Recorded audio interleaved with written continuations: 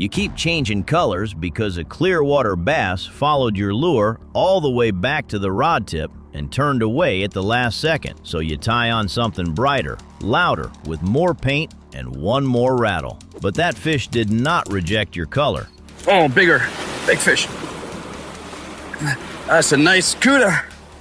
Looks like a good one there. Big fish.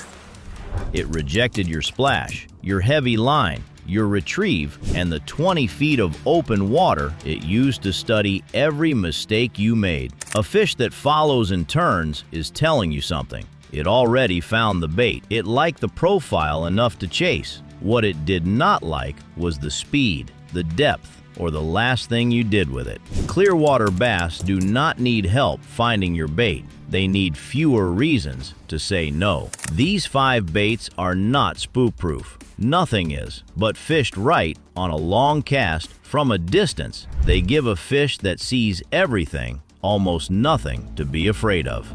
Number 1 is a little black hair jig.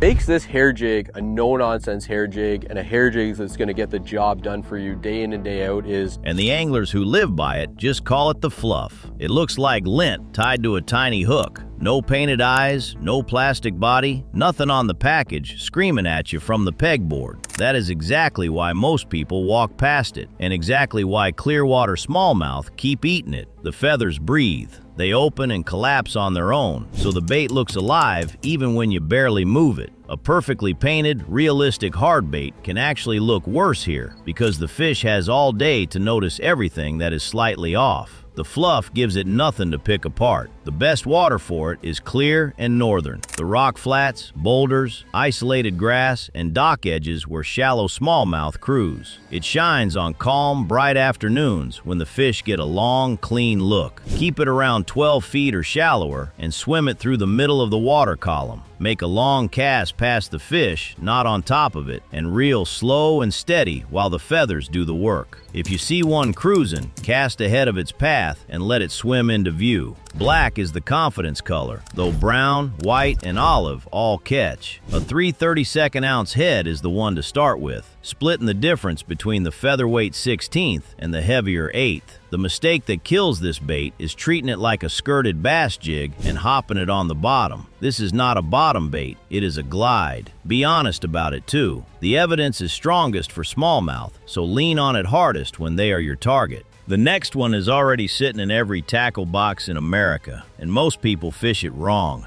Number 2 is a weightless soft jerkbait.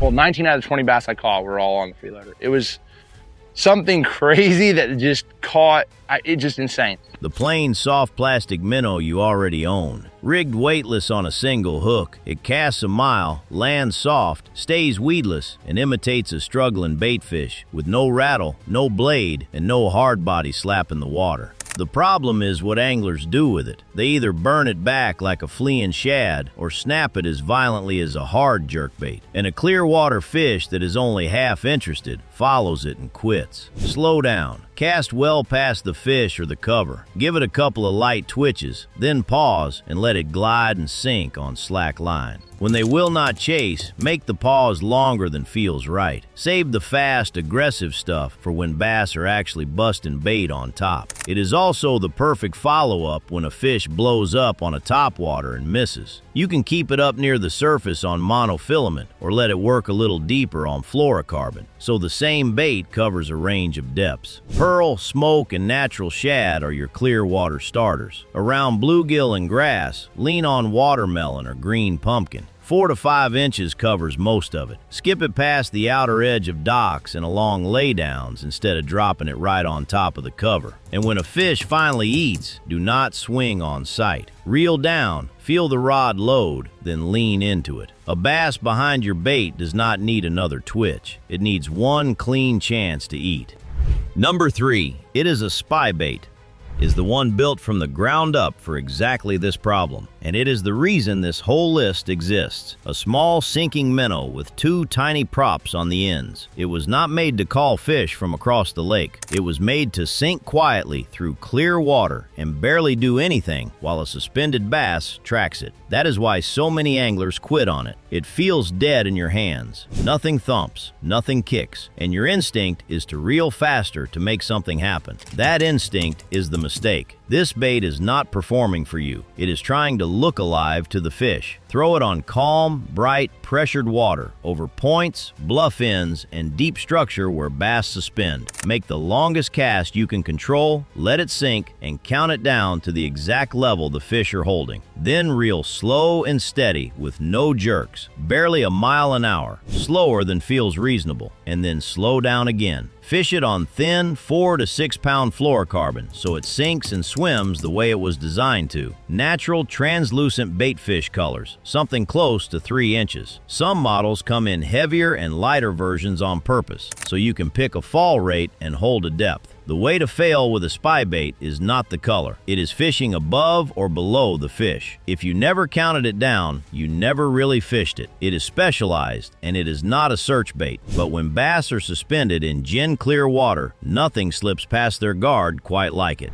Number 4. A drop shot solves the most maddening problem in clear water. You know exactly where the fish is, and you cannot keep a bait in front of it. The weight sits on the bottom and holds your depth, while a slender finesse worm hovers above it, staying in the strike zone instead of getting dragged 3 feet away every time you move the rod. It shines on pressured, bottom-oriented bass around rock piles, points, channel edges, brush, and isolated grass, and it catches smallmouth, spots, and largemouth alike. You can fish it vertically right under the boat or cast it out and work it back. This is also your answer when a following fish keeps rejecting a moving bait. Instead of chasing it with more speed, put a drop shot on its nose and make it decide. Here is where nearly everyone goes wrong. They shake the rod constantly because silence makes them nervous, convinced more movement means more bites. A soft worm is already moving. The current and the smallest line movement make it quiver on its own. Cast past the target, let the weight settle, drag it gently into position, and then mostly leave it alone. A slender 4 to 6 inch worm in green pumpkin, watermelon, smoke, or translucent shad is the meat of it. Nose hook it in open water and rig it weedless around wood and grass. One thing most people miss on leader length. Because your line enters the water at an angle, an 18-inch leader can hold that bait only a few inches off the bottom. So match the leader to how high the fish are sitting, not to some rule you read once. And do not think a drop shot is automatically quiet. A heavy sinker crashing down beside a shallow fish can spook it worse than a small lure would. Use just enough weight to stay in control.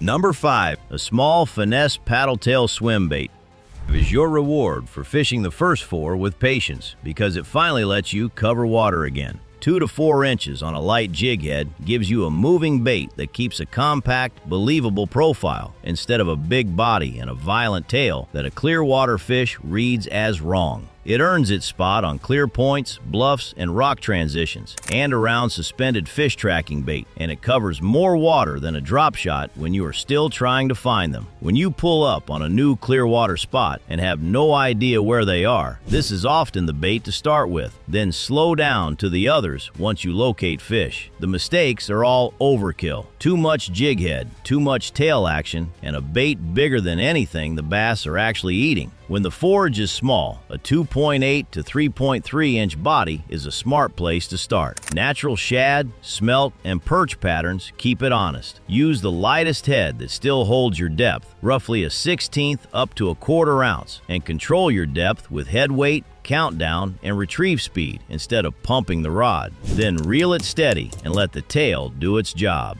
Match the action to the water too. Cold, clear water usually wants a restrained tail, while warmer water can handle a stronger kick. The trap is believing the hardest thumping tail is always better. In your hand, that aggressive kick looks impressive. In clear water, a smaller body with a restrained tail often looks more like food, and the bass gets the final vote. And do not write this off as a small fish bait. A downsized swim bait fools plenty of grown ones. None of these baits are magic, and none of them are spook-proof. What they do is stop handing a fish that sees everything a reason to say no. Clearwater bass do not get beaten by louder lures. They get beaten by distance, depth, speed, and a bait that behaves like food. Before you buy one more thing off the pegboard, fix the presentation and stay off the fish. Subscribe to Tackle Hank because Clearwater rewards what works, not what shouts.